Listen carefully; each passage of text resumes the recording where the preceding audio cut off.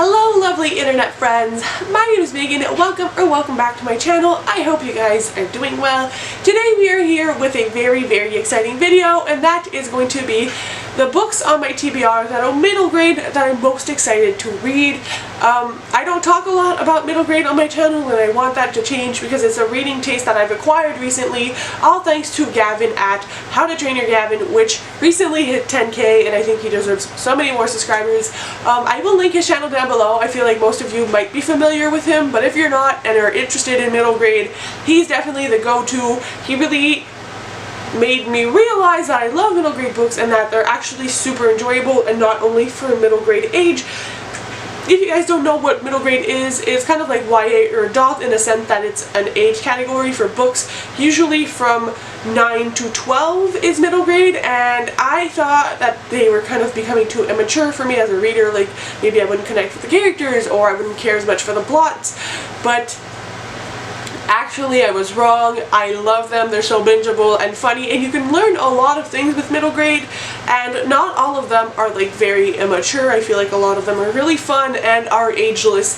So again, take a look at Gavin's channel and stay tuned, because I will be talking about the 6 top books that I have with me that I want to read that are all middle grade. So without further ado, let's hop on in.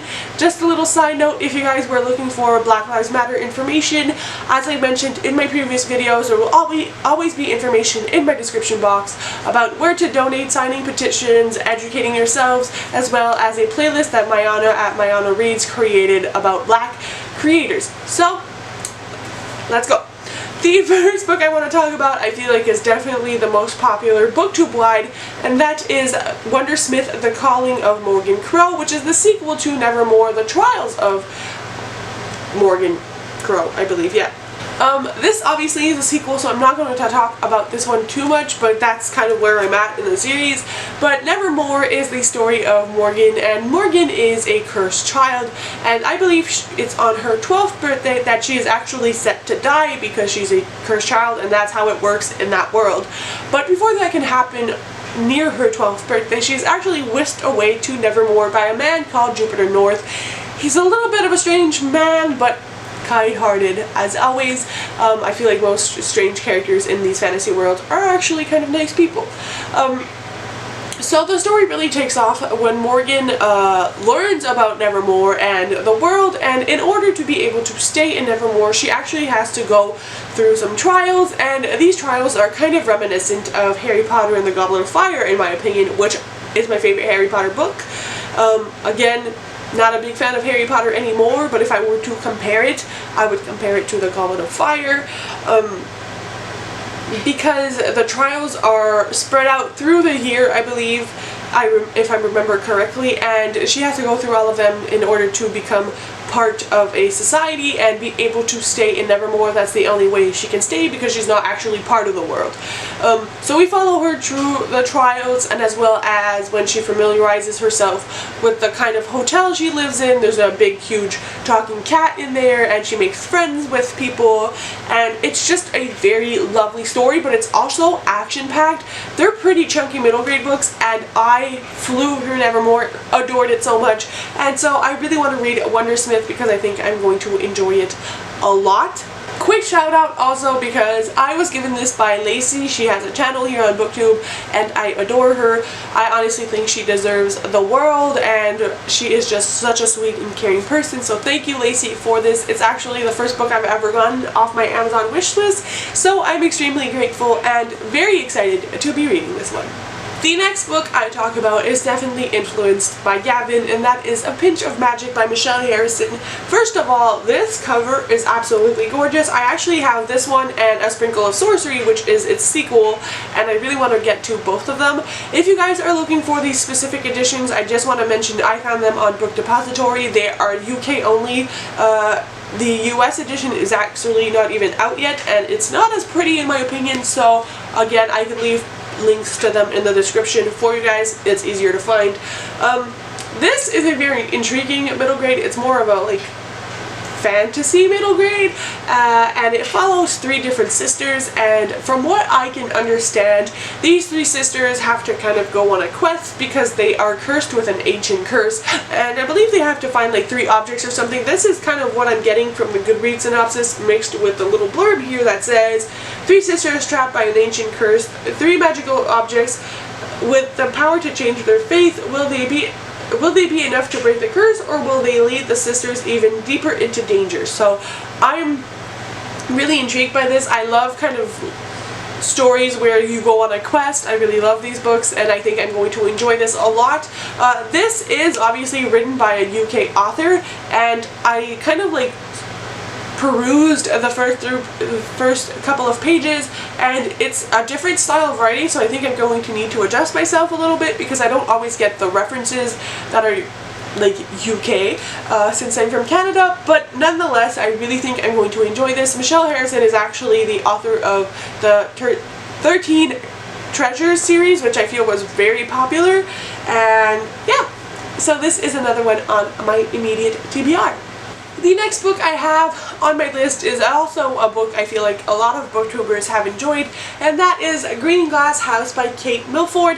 This I feel like Alexandra Roslin and a few other booktubers have talked about, and Gavin recently read and loved. This feels more Christmassy, but I'm kind of in a Christmassy mood, so when am I not actually?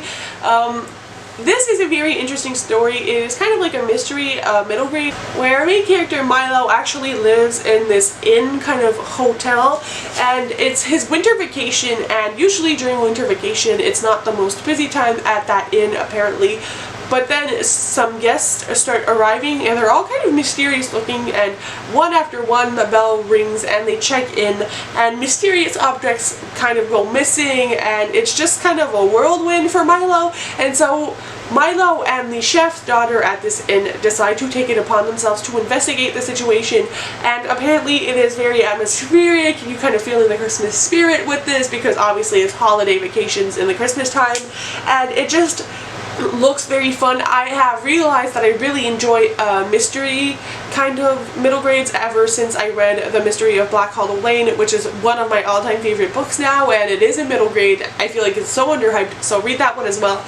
But yeah, this is the 3rd book I really want to get to. The next book I want to read is actually Gavin's top book of 2019 middle grade wise, and that is Frost Heart by Jamie Miller. Also a beautiful cover. I always get the UK editions because I'm just a sucker for cute paperback books.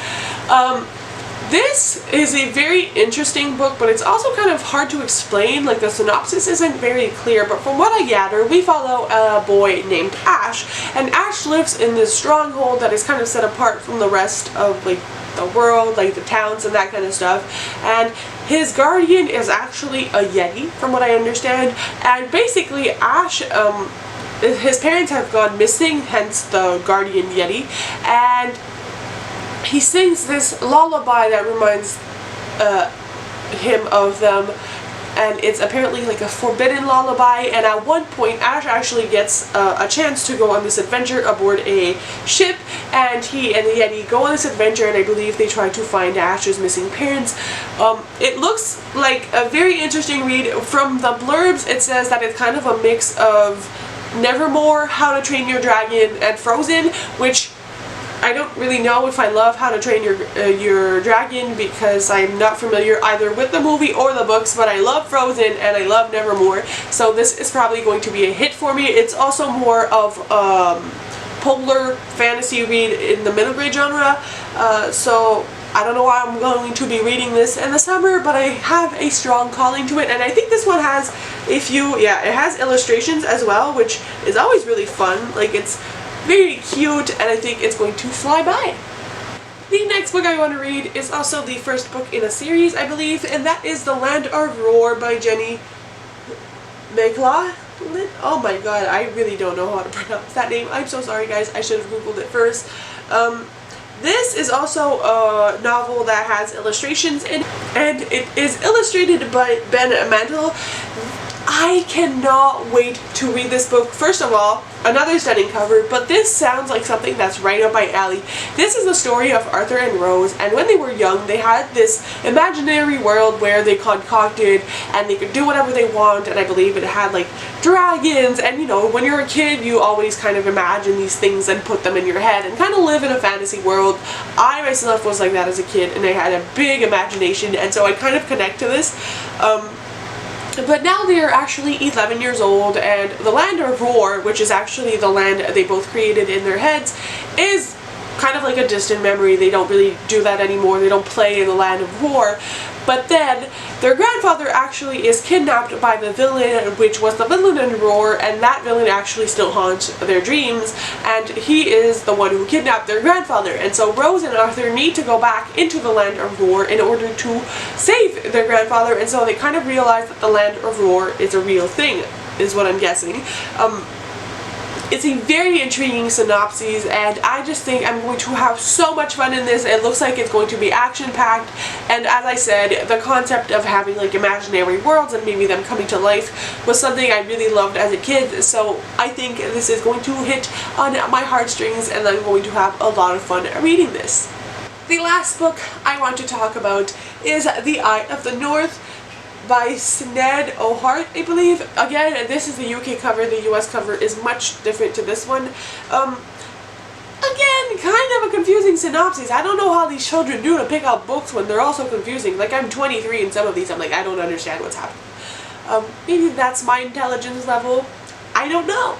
But from what I can gather, mostly from the Goodreads synopsis, is that this follows a young girl called Emmeline, and Emmeline has like scientist parents that have actually gone missing, and so she was told to go to this safe house where other people have pledged to protect her. I guess they're part of some bigger thing, and on her way there she actually gets kidnapped by this evil villain who is actually heading he's actually heading to the north to summon this thing that is very powerful. It's kind of like a creature, a thing, I don't really know. And that is apparently a very strong creature that once you get hold of, you can actually control the entire world. And so obviously she needs to stop this villain. From what I can understand, there's also this witch who's trying to get to this creature, and a bunch of people are evil and trying to control the entire world, and it's up to Emmeline and her friend called Thing to save the world. Does that make any sense? It kind of does to me. I just think it's very intriguing and kind of witchy. Again, I like things set in the north, in the colder parts of the world. I live in Canada. I can relate. It's cold here except in the summertime, and even in the summertime it gets cold. So I can't wait to read this. I think I'm going to have a lot of fun, and it sounds like just an overall fun adventure book where we root for a main character to save the world. So that's it for my books that I really want to read that are middle grade. Hopefully I will get to them very soon, and maybe I can come back here and make kind of a review of these books, because I do expect that most of these are going to be 4 or 5 stars for me, and so I think I might come back on here once I read them and just talk through them. Obviously you guys will see them in my wrap-ups once I do actually read them.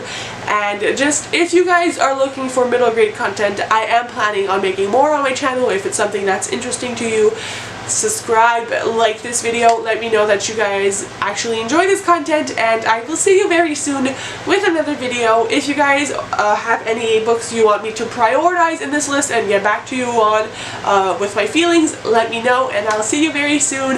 Happy reading, guys. Bye!